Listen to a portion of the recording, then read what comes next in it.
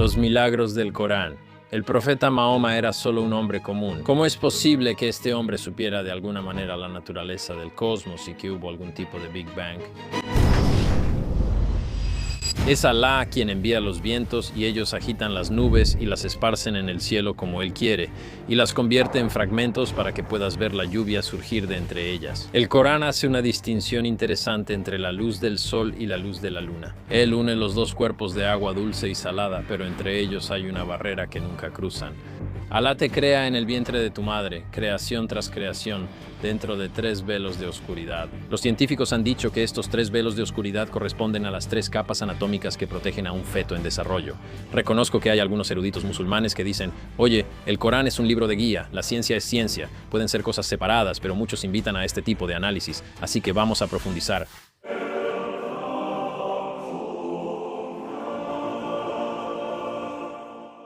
¿Qué tal, gente? Bienvenidos de nuevo a Campamento Religión. Así es, mi nombre es Mark Gañón. Bienvenidos a mi tienda, donde cada semana exploramos los temas más interesantes, controvertidos y fascinantes de todas las religiones del mundo, de todas las épocas. Así es, tenemos mucho de qué hablar. Hoy vamos a regresar al Islam. Así es, un saludo a todos mis amigos musulmanes, a todos los chicos musulmanes que se están uniendo. Y por supuesto, un saludo a todos los demás, a todos los no musulmanes, mis amigos cristianos, hindúes, judíos, mormones, adventistas del séptimo día, rastafaris y a todos los demás. Recibí muchos buenos comentarios sobre el último episodio. Agradezco a todos los que lo vieron y a todos los que me escribieron durante nuestra exploración de la Kaaba. Era algo de lo que no sabía mucho. Y a partir de ese episodio, de hecho, mucha gente me contactó para que hiciera un episodio sobre este tema, los milagros del Corán. Esto es algo que me resulta desconocido. Creciendo como católico, realmente no fusionamos mucho la ciencia y la Biblia, ¿sabes? Y entiendo que la Biblia y el Corán no son exactamente, ya sabes, paralelos directos. He escuchado decir que el Corán es casi más parecido al papel de Jesús en el cristianismo, en cierto sentido, que casi tiene una mayor conexión con el pueblo musulmán. No sé si eso sea cierto, eso es lo que alguien me dijo.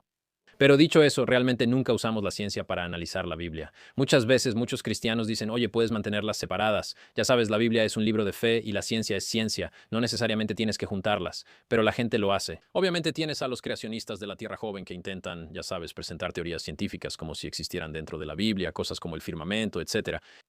Pero en el Islam, ya sabes, hay una larga tradición científica de científicos musulmanes. Supuestamente ellos inventaron el cero. Eso es lo que dice la gente. Cristos, ¿alguna vez has escuchado eso antes? Yo sí. No sé cómo se inventa el cero, pero aparentemente los musulmanes lo hicieron. Un saludo para ustedes. Pero aparentemente también hay una larga historia de personas conectándose. Ya sabes, el libro sagrado del Islam, el Corán mismo, con el estudio científico y de hecho usando el escrutinio científico para analizar el Corán y poner a prueba las palabras de Alá mismo con la ciencia moderna. Y muchas veces con resultados asombrosos y fascinantes. De nuevo, todo esto es nuevo para mí. Así que, antes de comenzar, también quería mencionar que reconozco que hay algunos eruditos musulmanes que dicen, oye, ya sabes, casi adoptan un enfoque cristiano donde dicen que no necesitamos necesariamente conectar estos dos. Sabes, el Corán es un libro de guía, la ciencia es ciencia, pueden estar separados. Pero como dije antes, muchos invitan a este tipo de análisis, así que eso es lo que vamos a hacer hoy. Vamos a sumergirnos. Empecemos con el Big Bang, ¿de acuerdo? El universo es bastante grande, masivo e en constante expansión. Estrellas, galaxias, planetas, asteroides, una luna, supuestamente. No sé si alguna vez hemos estado ahí, pero es bastante difícil comprender la inmensidad del espacio. Pero es interesante porque en la cosmología musulmana dentro del Corán hay algunos versículos diferentes que mencionan la creación y la naturaleza del cosmos. Así que hay este verso del capítulo 21, verso 30, voy a decir capítulo. Sé que muchas veces los musulmanes usamos sura, pero para una audiencia no musulmana, siento que es útil usar capítulo y verso. Así que capítulo 21, verso 30. ¿Acaso no han considerado los que no creen que los cielos y la tierra eran una sola entidad y luego los separamos? Mucha gente, incluidos, ya sabes, los eruditos musulmanes, creen que esto suena como lo que los científicos ahora conocen como el Big Bang. Esta idea de que todo en nuestro universo comenzó como un solo punto increíblemente denso antes de expandirse hacia afuera. La teoría del Big Bang no se desarrolló sino hasta, ya sabes, la década de 1920, cuando Georges Lemaitre, un católico belga, saludos a los católicos. Él era sacerdote y físico, propuso esta idea de que el universo se está expandiendo desde este átomo primigenio, como se le conoce. Y 2 años después, Edwin Hubble descubrió que las galaxias se están alejando de nosotros. Y mientras más lejos están, más rápido se mueven, lo que prueba que el universo está en constante expansión y sigue expandiéndose hasta que, eventualmente, llegue la muerte térmica del universo. Así que esto le dio un gran respaldo al modelo de este sacerdote belga, a la idea del Big Bang, y llevó a la realización de que el universo está en constante movimiento y que todo debió haber venido de un solo punto. Lo interesante de este verso del Corán, nuevamente, el Corán, según los musulmanes, fue básicamente creado y ordenado por Dios. Es la palabra de Dios que ha sido transmitida al profeta Muhammad, la paz sea con él. Y luego fue escrita por escribas más tarde. Ahora, de nuevo, el profeta Muhammad era solo un hombre común viviendo en la región. Ya sabes, él fue hablado por Dios. Y de ahí es de donde vinieron estos pensamientos, ¿verdad? Él es el profeta de Alá. ¿Cómo es posible que este hombre, ya sabes, una persona inteligente, claro, un comerciante, de alguna manera supiera la naturaleza del cosmos y que hubo algún tipo de Big Bang? Así que, de nuevo, los eruditos musulmanes interpretan esto como que las cosas eran una y luego se separaron. ¡Bang! Y explotaron hacia afuera. Hay otro verso que habla sobre esta expansión cósmica. Este es el capítulo 51, verso 47. Dice, y el cielo lo construimos con fuerza, y de hecho lo estamos expandiendo. Eso está bastante bien.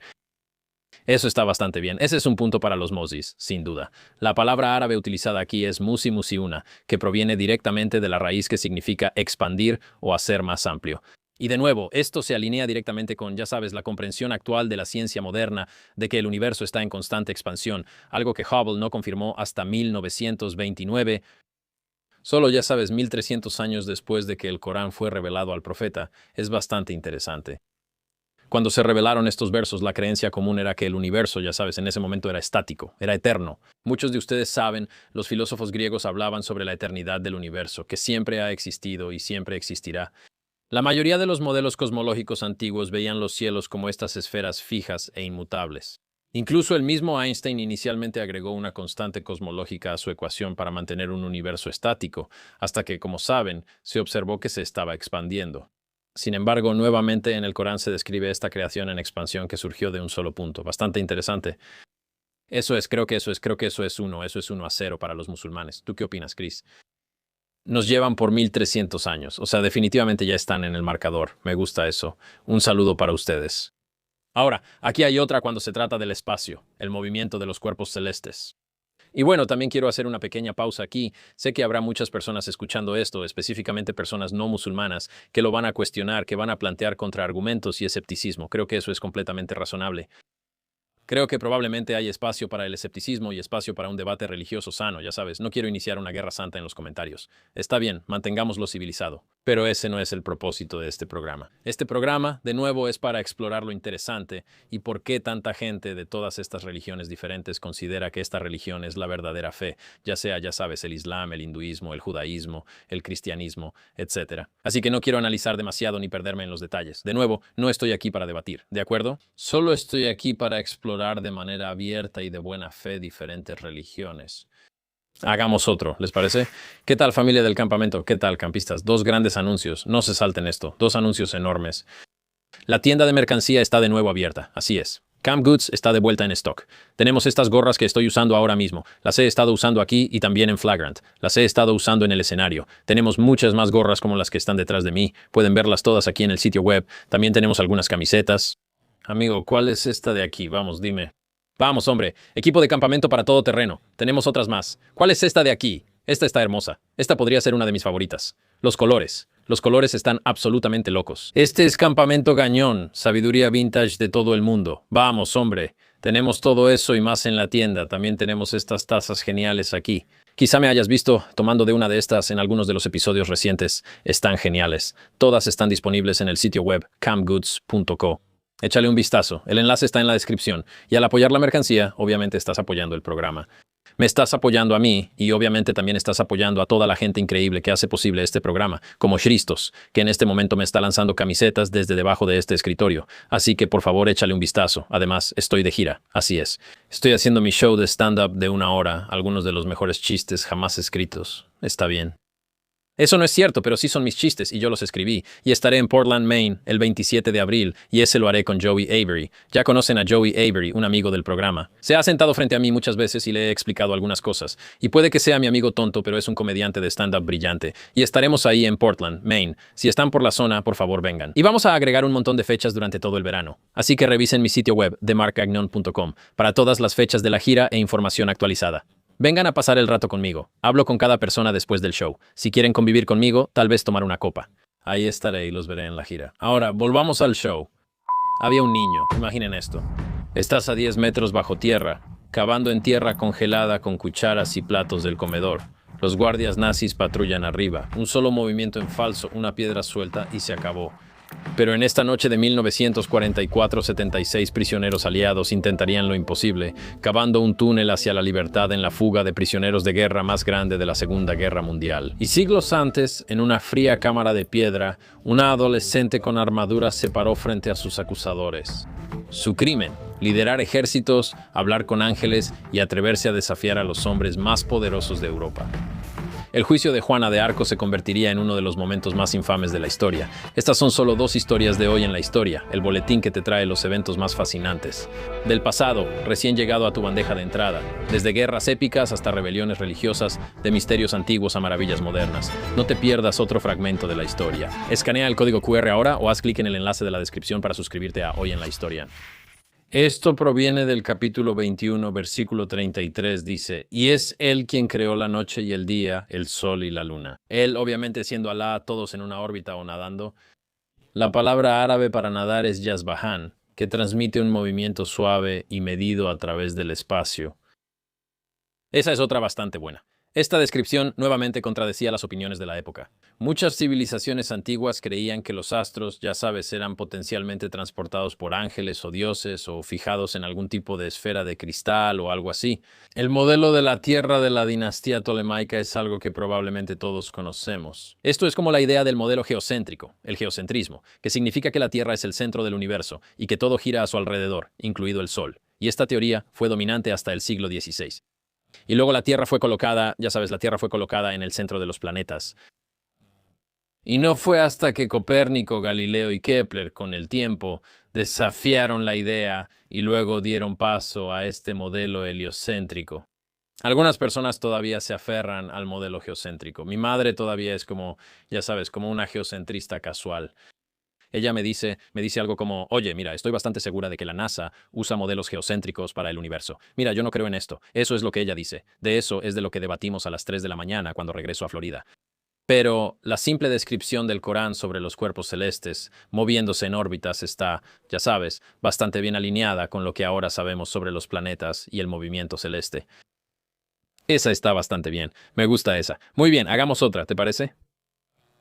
El Corán hace una distinción interesante entre la luz del sol y la luz de la luna. Así que ahora ya sabes, en tiempos modernos todos sabemos esto, ¿verdad? Que la luna no crea luz, que es un reflejo de la luz del sol, y que en realidad no emite ningún tipo de luz por sí misma. Pero en el Corán, capítulo 10, verso 5, en la Sura Yunus dice: Él es quien hizo del sol una luz brillante y de la luna una luz reflejada, y determinó para ella fases. Las palabras árabes usadas aquí son un poco diferentes. Duya significa luz brillante para el sol y Nur significa luz reflejada para la luna. Ahora, eso es bastante interesante porque, de nuevo, esto es científicamente exacto. El Sol genera su propia luz a través del proceso de fusión nuclear, mientras que la Luna simplemente refleja la luz. De nuevo, esto ahora nos parece obvio, pero muchas culturas antiguas creían que la luna tenía su propia luz. Por ejemplo, los griegos se referían a la luna como una luz menor y no entendían claramente que simplemente estaba reflejando la luz del sol. Pero aún así, el Corán, con precisión, distinguió entre estas 2 fuentes de luz celestiales, lo cual, de nuevo, es algo bastante impresionante. No sé qué sabían las personas en esa época. Tal vez había algunas personas que pensaban que estaba reflejando. No lo sé. Eso está en el Corán y esto es lo que señalan los eruditos musulmanes. Otro ejemplo es la forma de la Tierra. De nuevo, ha habido todo tipo de controversias sobre si es redonda. Es, ya sabes, alargada, es como, ya sabes, plana. Mucha gente cree eso. Yo no. Yo creo que eso es una manipulación. Creo que la teoría de la Tierra plana es solo una forma de desacreditar a las personas que, ya sabes, pasan demasiado tiempo en Reddit o algo así. Eso es lo que yo pienso. Pero eso no es lo que piensa el Corán. En el Corán hay algunos versos que describen la forma de la tierra. Por ejemplo, en la Sura An-Naziat, capítulo 79, verso 30 dice, y después de eso él extendió la tierra. Y aquí para la tierra se está usando la palabra dahaha. Y esta palabra viene de la palabra dahuya, que literalmente se refiere a un huevo de avestruz. ¿Y de qué forma es un huevo de avestruz? Veamos una imagen. Es ovalado, que es más o menos la forma que ahora sabemos que tiene la Tierra. No es una esfera perfecta, sino más bien un esferoide ovalado que está ligeramente achatado en los polos debido, ya sabes, a la rotación de la Tierra. Es bastante interesante. De nuevo, no sé cuál era el consenso común en ese momento, pero para un hombre que vivía, ya sabes, en el Medio Oriente en el siglo VII, es bastante interesante que pudiera, ya sabes, de alguna manera saber todas estas cosas, quizás inspirado divinamente. De nuevo, eso te toca decidirlo a ti. Pero eso está bastante bien en lo que respecta a la cosmología musulmana. Tienes, ya sabes, el universo viniendo de una sola fuente, un universo en expansión, cuerpos celestes moviéndose unos alrededor de otros, el sol generando su propia luz mientras la luna la refleja, y luego, ya sabes, la forma de la Tierra. Eso está bastante bien. Parece que acertaron en un par de esas cosas. Lo que me parece fascinante de esto es que, sí, es como si todos los detalles estuvieran funcionando juntos. No sé si hay algo en la Biblia que haga este tipo de afirmaciones. Tendría que revisar mi historia bíblica aquí. Pero de nuevo, no estamos hablando de la Biblia, ¿de acuerdo? Estamos hablando del Corán. Pero otra vez, hay que imaginar que esto es en una época antes, o sea, no, ya sabes, no hay telescopios. Claro, había algunas, ya sabes, técnicas antiguas de mapeo, donde podían medir distancias y alinearlas con las estrellas y hacer algunos cálculos y cosas así. Pero de nuevo, no sé cuál era el consenso común en ese tiempo, pero esto es lo que señalan los eruditos musulmanes. Y no están lanzando cosas vagas, lo están diciendo de manera muy, ya sabes, muy clara, ¿verdad? Es como, oye, el sol está produciendo luz, la luna la está reflejando. Bastante bien para el siglo VII, debo decir. Podemos agregar un par de detalles más al conocimiento cósmico aquí, ¿ok? Como se encuentra en el Corán. En la Sura Yasin, capítulo 36, versículo 38, dice que el sol corre hacia su lugar de descanso. Ese es el decreto del Todopoderoso, el que todo lo sabe. La palabra árabe utilizada aquí para corre es tajri, que implica un movimiento continuo hacia un destino final. Otro versículo, la Sura Rahman, capítulo 55, versículo 37 añade, cuando el cielo se desgarra y se vuelva rosado como la pintura. Ahora, de nuevo, los científicos modernos dirán que esta es una descripción similar a la fase de gigante roja en la que nuestro Sol entrará al final de su vida. Eventualmente el Sol, ya sabes, se disipará, toda la energía se habrá ido, y en ese momento entrará en esta fase de gigante roja, que suena como, ya sabes, pintura rosada. Los astrónomos ahora entienden que el Sol, como todas las estrellas, sigue un ciclo de vida predecible, ya sabes, basado en su masa y composición. Y el Sol actualmente está en su fase de secuencia principal, está, ya sabes, fusionando hidrógeno en helio y todo ese rollo científico, pero en unos 5.000 millones de años agotará el hidrógeno que existe y entrará en una muerte térmica. Y esta fase de expansión coincide con la descripción coránica del cielo, de que el cielo es, ya sabes, rosado. Esa está bastante bien, me gusta. Ahora, ¿qué hacemos con esto? Supongo que, ya sabes, es posible que haya habido suposiciones afortunadas. Eso está ahí. Es posible que tuvieran algún tipo de conocimiento científico. Y ya sabes, pudieron hacer algunos cálculos y algunas personas sabían esto. Tal vez se perdió, tal vez es un tema debatido. Y ya sabes, estoy seguro de que algunas personas dirán como, nada, la gente tenía la capacidad de saber estas cosas. Y había personas alrededor, ya sabes, en ese tiempo que sabían esto y fue tomado prestado o fue inspirado divinamente. ¿Quién puede decirlo? Ya sabes, eso es para ti, el espectador, decidir, pero no termina solo en la cosmología. También tenemos ciencias de la Tierra y geología, así es. De nuevo les pregunté a algunos de mis amigos musulmanes, les dije, oye, mándame las cosas que encuentres interesantes. Aquí hay una de las que me mandó un amigo mío.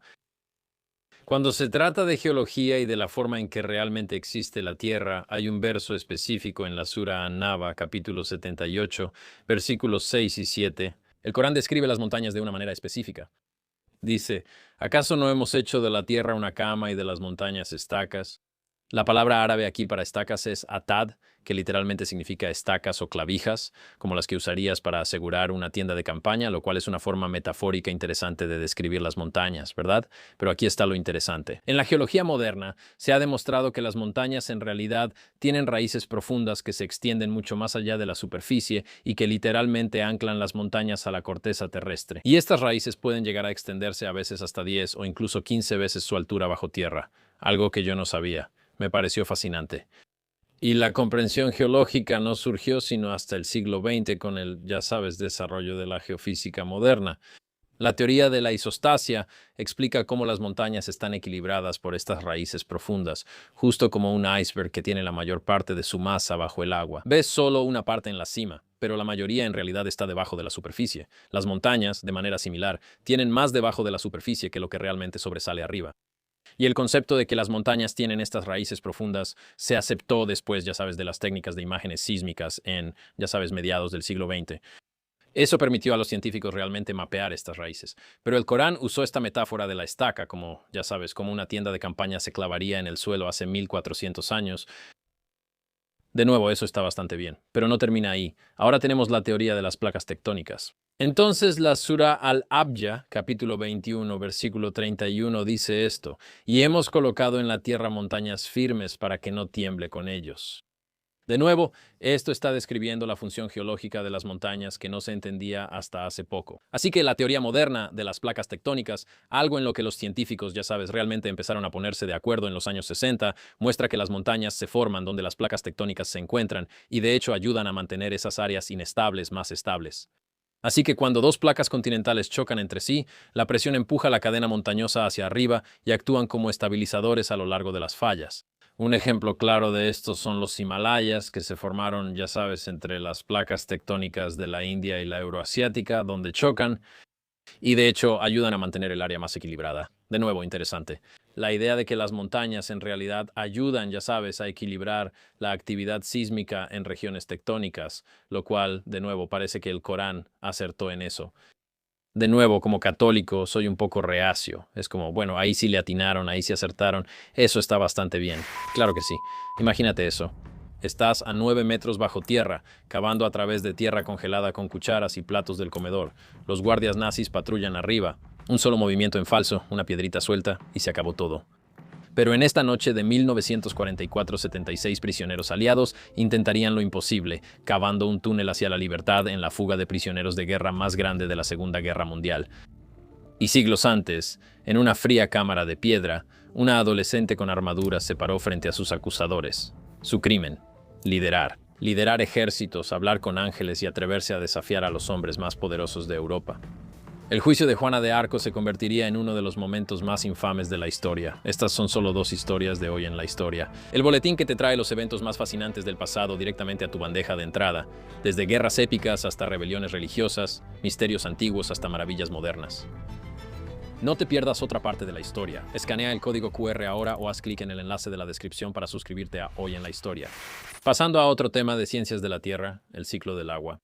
Así que en el Corán hay varias etapas del ciclo del agua que, como sabes, se mencionan en diferentes versículos. Por ejemplo, en la Sura Ar-Rum, capítulo 30, versículo 48, dice: es Alá quien envía los vientos y ellos agitan las nubes y las esparcen en el cielo como Él quiere. Y Él las convierte en fragmentos, así que ves la lluvia surgir de dentro de ellas. Esto parece, ya sabes, describir con bastante precisión cómo los vientos transportan el vapor de agua, que se condensa para formar nubes y luego, eventualmente, lluvia. Otro verso, Sura Al-Raf, capítulo 7, verso 57. Es otro verso que explica cómo los vientos traen la lluvia y reviven tierras muertas, hacen crecer frutos, y luego relaciona ese proceso con cómo Dios puede devolver la vida a los muertos. Es una forma poética de conectar la naturaleza con, ya sabes, algo un poco más místico. Dice: y es Él quien envía los vientos y las buenas noticias antes de su misericordia. Cuando llevan nubes cargadas de lluvia, las dirigimos hacia tierras sin vida. Luego enviamos la lluvia con ellas y hacemos crecer todo tipo de frutos. Asimismo, devolveremos la vida a los muertos. Quizá esto te haga reflexionar.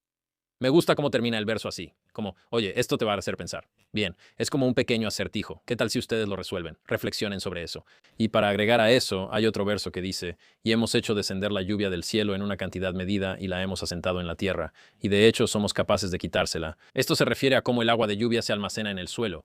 De nuevo, otro componente clave del ciclo del agua. Y una comprensión científica completa de este ciclo del agua no surgió hasta el siglo XVII. Gracias a personas como Pierre Perrot y Edmund Halley.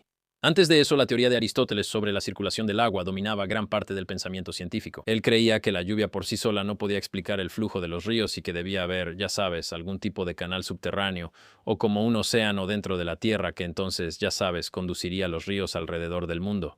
Una teoría que persistió, ya sabes, de alguna manera hasta el Renacimiento. De hecho, hay otro verso en el Corán que habla sobre las olas y cómo funcionan las olas. Así que en la Sura An-Nur, capítulo 21, verso 40, dice esto: o como la oscuridad en un mar profundo, está cubierto por olas, encima de las cuales hay olas, encima de las cuales hay nubes, oscuridad, unas sobre otras. Cuando uno extiende la mano apenas puede verla. El verso describe algo que los humanos tendrían dificultades para observar directamente en el siglo VII, la oscuridad en capas del océano profundo y el fenómeno de estas olas submarinas. Hoy en día entendemos que la penetración de la luz en el océano crea capas distintas de oscuridad. Las longitudes de onda más largas, ya sabes, el rojo del espectro visible, desaparecen primero y luego el naranja, después el amarillo, el verde, etc. Y esto se relaciona con ese verso donde dice oscuridad unas sobre otras. Nuevamente hablando sobre el espectro de luz y cómo se disipa mientras más profundo vas, aún más notable es esta mención de olas sobre olas. Normalmente pensamos en las olas como algo que solo está en la superficie del océano, pero los oceanógrafos ahora han descubierto que existen olas internas entre capas de agua de diferentes densidades debajo de la superficie. Estas olas subsuperficiales pueden ser enormes, a veces de cientos de pies de altura y millas de largo, pero permanecen completamente invisibles desde la superficie. Existen muy profundo en las profundidades del océano. Muchos de ellos fueron reportados por primera vez, ya sabes, en los años 1800-1893, para ser exactos, por un explorador noruego, Fridtjof Nansen, quien experimentó esta fuerte resistencia con sus barcos y estaban, ya sabes, en aguas aparentemente tranquilas que él describió como aguas muertas. Y estas olas internas no fueron descubiertas oficialmente hasta el siglo XX, cuando los oceanógrafos crearon herramientas especiales para detectar los cambios en la densidad del agua. De nuevo, esa está bastante bien. Las olas debajo de las olas. ¿Es posible que solo sea una metáfora? Claro. Pero de nuevo, no sé cómo era la naturaleza de la navegación árabe o de Medio Oriente en ese tiempo. No sé si habrían podido detectar algo así. Tal vez como una red profunda o algo así. No sé. Ni siquiera sé qué tan profundo nadaba la gente en ese entonces. ¿Habría sido tan profundo que no podías ver nada? Siento que sin el equipo moderno de buceo sería bastante difícil hacer eso. Esa está bastante buena. No sé. Me gusta la de la cosmología. Siento que, ya sabes, esa me movió un poco más, pero esa también está bastante bien. Me gusta esa. Hay otra también sobre la barrera oceánica. Entonces hay un verso, Sura al-Furqán, capítulo 25, verso 53, y dice: Él es quien une los dos cuerpos de agua, uno dulce y agradable, y el otro salado y amargo, poniendo entre ellos una barrera que no pueden cruzar. Otra descripción similar aparece en un verso posterior. Dice: Él une los dos cuerpos de agua dulce y salada, pero entre ellos hay una barrera que nunca cruzan. Estos versos describen algo que parece un poco contraintuitivo, ¿verdad? ¿Cómo es posible que dos cuerpos de agua se encuentren pero no se mezclen completamente? Bueno, si no lo sabes, en las desembocaduras de los ríos donde el agua dulce se encuentra con el océano salado, hay una zona limítrofe donde las dos aguas no se mezclan de inmediato debido a las diferencias en, ya sabes, temperatura y densidad, salinidad, todo eso. Y eso crea un límite visible donde se encuentran. Sí, Chris, ¿podrías buscar en Google algo como agua salobre o tal vez más específicamente este tipo de fenómenos? Y se pueden observar en lugares como, ya sabes, el Atlántico, el Océano Ártico, y uno de los ejemplos más famosos es en el Amazonas, donde el río Amazonas se encuentra con el Océano Atlántico. Y puedes ver los diferentes colores del agua fluyendo lado a lado por kilómetros antes de que se mezclen gradualmente con el tiempo. Otro fenómeno de estilo similar ocurre en el Estrecho de Gibraltar, donde se encuentran el Mediterráneo y el Atlántico. Tienen diferentes niveles de salinidad. Y un oceanógrafo francés, de hecho Jacques Cousteau, describió su asombro al explorar las barreras de agua en el Estrecho de Gibraltar, señalando cómo las aguas del Mediterráneo y el Atlántico mantenían sus propiedades y límites distintos durante bastante tiempo. Esta observación científica llegó, ya sabes, cientos de años después de que el Corán describiera el fenómeno. Lo interesante de todas estas exploraciones geológicas y relacionadas con el océano en el Corán es como, ya sabes, parece que son bastante, ya sabes, acertadas. Podemos ir a las imágenes. Puedes ver, de hecho, sí, como esa justo ahí. Puedes ver estos puntos. Y tengo curiosidad si, ya sabes, los científicos musulmanes de la región siquiera habrían sabido sobre esto. La verdad, ni siquiera sé, no tengo idea de dónde está eso, pero tengo curiosidad, como si ellos lo habrían visto, porque obviamente si lo observas puedes verlo, pero no sé si ellos siquiera habrían tenido la oportunidad de observarlo.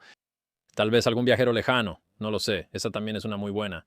Pero de nuevo, lo interesante de todo esto es, ya sabes, la corteza terrestre. Todo esto habría sido, ya sabes, si me lo preguntas, ya sabes, si no tuviera acceso a la tecnología moderna, ni a Google, ni a ChatGPT, ni a nada de eso, siento que mis suposiciones habrían estado mucho más lejos, ¿sabes? Así que creo que estos son bastante buenos. Yo, de nuevo, como católico, ya sabes, me parecen bastante sólidos. ¿Tú qué opinas, Gristos? O sea, ¿crees que están en lo correcto aquí? ¿Crees que lo tienes difícil como católico? Yo soy un griego etnocéntrico. Sí, o sea, los griegos, ustedes arruinaron todo eso. Sí, ni siquiera estuvieron cerca, al parecer, hace mucho tiempo. O sea, quién sabe cuándo fue la última vez que hubo un científico o filósofo griego que realmente estuviera al nivel. Hace unos miles de años, Aristóteles, alguien. Tiene que haber alguien en los años 1900 que haya ido a la universidad. Ahora estamos demasiado ocupados tomando descansos para café y cigarrillos. Sí, es un buen punto. Los cigarrillos realmente arruinaron tantas innovaciones griegas. Pero el café es bueno. Esos frappuccinos griegos con un poco de espuma encima. Sí, sí, esos están buenísimos. Bien, tenemos un par más. ¿Vamos? El desarrollo embrionario humano. Este es interesante. Un amigo en Instagram me lo señaló. Y sí, de nuevo, nunca había escuchado esto. Nunca había leído nada de esto. No crecí leyendo el Corán. Pero aquí dice en la Sura Al-Abya Anambiya, espero estar pronunciándolos correctamente. Perdón si los estoy diciendo mal. Capítulo 21, versículo 30 dice, ¿acaso no han considerado los que no creen que los cielos y la tierra eran una entidad unida y los separamos e hicimos de agua toda cosa viviente? ¿Entonces no creerán? Entonces, de nuevo, esto está relacionado con el versículo que leímos antes, pero tiene ese versículo adicional al final. Los separamos e hicimos de agua toda cosa viviente. Entonces hablamos de esta separación cósmica, pero que el agua componga toda cosa viviente es interesante. De hecho, hay otros versículos que dicen que el agua es la fuerza vital de todas las cosas que están vivas. Es bastante sólido. Como sabemos ahora, la biología nos ha dicho que el agua compone entre el 60 y el 75% del cuerpo humano y hasta el 90% de algunas plantas y organismos simples. Básicamente todas las formas de vida conocidas, desde las bacterias más pequeñas hasta los grandes mamíferos, requieren agua para sobrevivir. Básicamente no hay excepciones a esta regla para nada que esté vivo. O sea, puedes buscar eso en Google. O sea, ¿hay algo que pueda vivir sin agua? Yo no conozco nada. Algún ser vivo que pueda vivir sin agua me daría muchísima curiosidad. Entonces, según una búsqueda en Google, aunque toda la vida conocida en la Tierra requiere agua, algunos pueden sobrevivir periodos prolongados sin ella. ¿Sabes? Existen estos osos de agua que pueden sobrevivir mucho tiempo sin agua en un estado deshidratado, pero en cierto punto todos requieren agua para vivir. Así que ahí lo tienes. El agua, ¿qué es un oso de agua? ¿Podemos conseguir una imagen de eso? Pueden vivir décadas sin agua. O sea, eso es una locura. Pero lo hace interesante, ¿no? Como ya sabes, el ADN, como la doble hélice que Watson y Crick señalaron, ya sabes, requiere moléculas de agua, ya sabes, todo es como la función natural de nuestro cuerpo. Eso es un oso de agua, al parecer. Wow, esa cosa.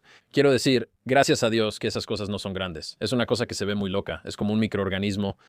Creo que sí. Bro, ¿qué tan loco es eso? Probablemente estamos bebiendo esas cosas todo el tiempo. ¿Dónde están? ¿Qué son? ¿Qué hacen todo el día? Estos osos de agua. Eso se ve muy loco. Necesitamos hacer todo un episodio sobre los osos de agua. Nuevo tema. Vamos a cambiar de tema radicalmente porque estos osos de agua me volaron la cabeza. Eso es una locura.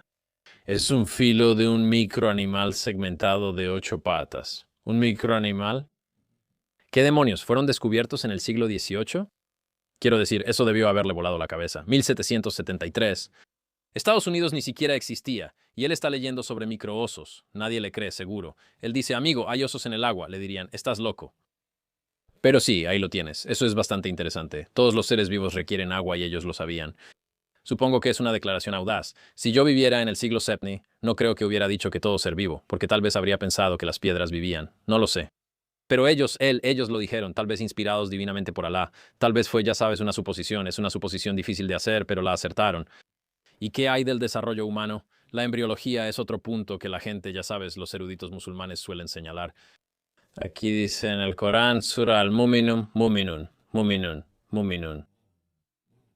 Creo que así se dice. Capítulo 21, versículos 12 al 14. Y ciertamente creamos al hombre de un extracto de arcilla. Creo que como católico eso está en la Biblia, ¿verdad? Un saludo. Bien, estoy de acuerdo. Luego lo colocamos como una gota de esperma en un lugar seguro.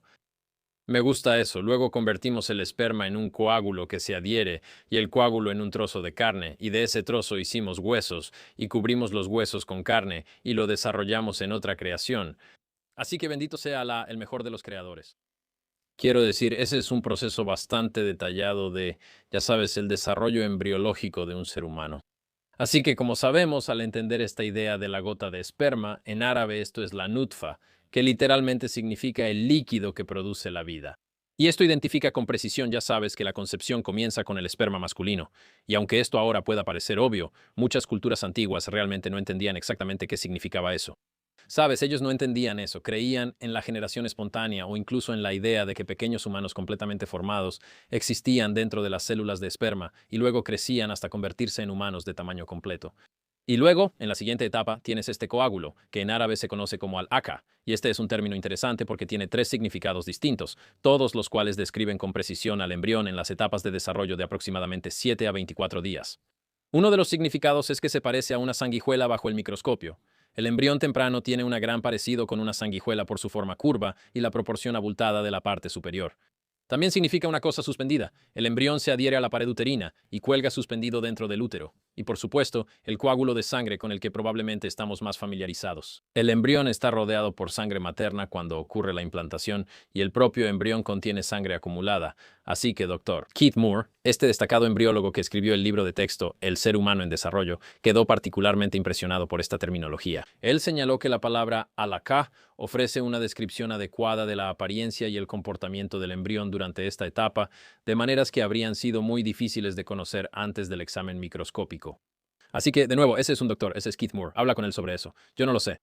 Después de esto, el Corán describe este trozo de carne, la palabra árabe es mudga, que se refiere específicamente a algo que parece haber sido masticado, con marcas de dientes aún visibles. De manera sorprendente, entre los días 24 y 28, el embrión desarrolla somitos. Estos bloques de tejido básicamente se forman a lo largo de la espalda del embrión y le dan, ya sabes, eventualmente se convierten en las vértebras y los músculos, y crean este patrón de crestas y depresiones que casi parecen marcas de dientes o una sustancia masticada. Y luego tienes esta idea de, ya sabes, el montón de huesos, ¿verdad? Entonces existe esta idea de osificación que ocurre después. Y básicamente el sistema esquelético se forma a partir de eso. Y luego del sistema esquelético tienes los músculos que literalmente cubren los huesos mientras se desarrollan y se adhieren a la estructura esquelética. Para agregar a eso hay otro verso, Sura Az-Zumar, capítulo 39, verso 6, que menciona: Alá los crea en el vientre de sus madres, creación tras creación dentro de tres velos de oscuridad. Ahora, algunos eruditos y científicos han dicho que estos tres velos de oscuridad corresponden a las tres capas anatómicas que protegen a un feto en desarrollo. Tienes la pared abdominal, que es la capa estirada del abdomen de la madre que puedes ver y tocar, y luego tienes la pared uterina, que es la pared muscular fuerte del útero que se expande a medida que el bebé crece. Y luego tienes la membrana amniocoriónica, un saco especial lleno de líquido formado por dos membranas conectadas que rodean y amortiguan al bebé en desarrollo. Así que eso está bastante bien. Las tres paredes de oscuridad en desarrollo que se describen en el Corán aparentemente todavía se relacionan con la embriología tal como la conocemos ahora. Ahora quiero decir, eso es sólido. ¿Qué tal esta? Si eso no te impresiona, ¿qué te parece esto? Surah As-Sajdah, capítulo 32, versículo 9. Menciona: luego lo formó y sopló en él de su espíritu, y les dio oído, vista y corazones. Ahora, los eruditos musulmanes señalarán el orden: primero el oído, luego la vista y después los corazones, o potencialmente la comprensión. Ahora, la embriología moderna confirma que el sistema auditivo comienza a desarrollarse antes que el sistema visual. Eso es bastante interesante. El aparato auditivo comienza a formarse en la tercera semana y se vuelve funcional para el cuarto mes. Mientras tanto, el ojo empieza a desarrollarse en la cuarta semana, pero sus estructuras no están completamente formadas hasta mucho después. Y luego, las regiones del cerebro responsables de la comprensión se desarrollan incluso después de eso. Una vez más, todo esto es, ya sabes, bastante interesante. Sí, ya sabes, si algún niño se te acercara y tuviera como 12 años y dijera: esto es lo que pienso, tú dirías: wow, eso es bastante fascinante. Ahora, por supuesto, ya sabes, Muhammad no era un niño, pero era solo un hombre que vivió hace 1400 años y escribió todo esto y tenía una comprensión bastante decente de la embriología. De nuevo, este tipo, el Dr. Keith Moore, estaba tan impresionado por estas descripciones coránicas. Supongo que Keith Moore no es, ya sabes, musulmán, ¿verdad? La idea de, no creo que Keith Moore sea un nombre muy árabe, pero él incorporó esas descripciones en sus libros de texto de embriología, y después de estudiar estos versos, él dijo: está claro para mí que estas afirmaciones debieron haberle llegado a Muhammad de parte de Dios, porque casi todo este conocimiento no se descubrió hasta muchos siglos después. Me pregunto si se convirtió. Eso sería interesante de saber. Quiero decir, este tipo es bastante blanco, pero los musulmanes pueden ser blancos. Supongo que esa no es, ya sabes, la descripción obvia si yo fuera a pensar. Pero sí, al parecer Keith Moore Tengo curiosidad, puedes averiguar si se convirtió, claro. Eso es realmente interesante. Los críticos a menudo argumentan que lo moderno, ya sabes, espera, no estoy seguro si se convirtió. Lo averiguaremos después. Así que debo señalar que algunos críticos, ya sabes, argumentan que estas interpretaciones modernas del Corán imponen retroactivamente significados científicos a los textos antiguos, ya sabes, como los términos originales en árabe que significan, ya sabes, como una forma parecida a una sanguijuela o un bulto masticado, tienen estos significados específicos y vívidos que coinciden con lo que ahora podemos observar bajo un microscopio. Además, la secuencia de las etapas de desarrollo descritas en el Corán sigue una línea de tiempo científica y precisa, a diferencia de muchos otros textos antiguos que, ya sabes, las presentan tal vez en órdenes de crecimiento desordenados. Algunos críticos a menudo han señalado que, ya sabes, es posible que hayan tomado esta idea de los griegos y que, ya sabes, tal vez los griegos la tenían correcta. Pero es interesante señalar que Galeno e Hipócrates tenían teorías con muchos errores significativos sobre el desarrollo embrionario que no están presentes en las descripciones coránicas. Las etapas del desarrollo, la secuencia, las tres capas protectoras, cosas así, están ausentes en su descripción, pero aún así el Corán lo tiene correcto.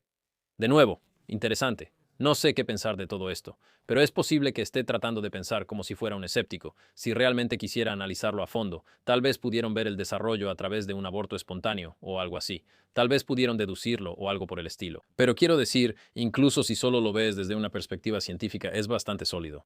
Y luego, si crees que hay una perspectiva divina, o sea, entonces ya es cosa tuya. Entonces ya vas por tu propio camino, supongo. Pero no lo sé. Me parece muy interesante. De nuevo, el propósito de esto es simplemente explorar diferentes religiones y por qué, ya sabes, creo que es fácil para los cristianos o personas, ya sabes, que crecieron fuera de la fe musulmana o de cualquier fe, verlo y decir por qué creen en todas esas cosas, como por qué los hindúes creen eso, por qué los musulmanes creen eso. Pero si creciste, ya sabes, leyendo el Corán y leyendo estos versículos que te enseñan esto todo el tiempo, por supuesto que vas a decir, amigo, esto es, la están rompiendo.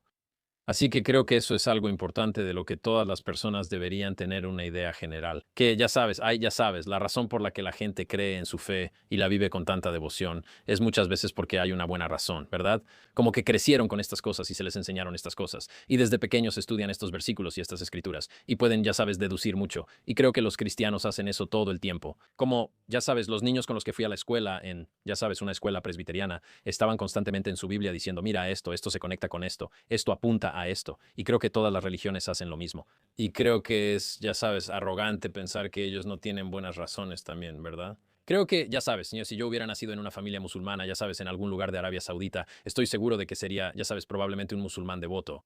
Creo que así es como funciona la naturaleza de las cosas. Así que ahí lo tienes. Esas son algunas de las afirmaciones científicas que supongo están probadas y validadas en el Corán. Me parece fascinante. De nuevo, yo nunca crecí leyendo el Corán. Realmente no tuve muchos amigos musulmanes hasta que llegué a la preparatoria o la universidad.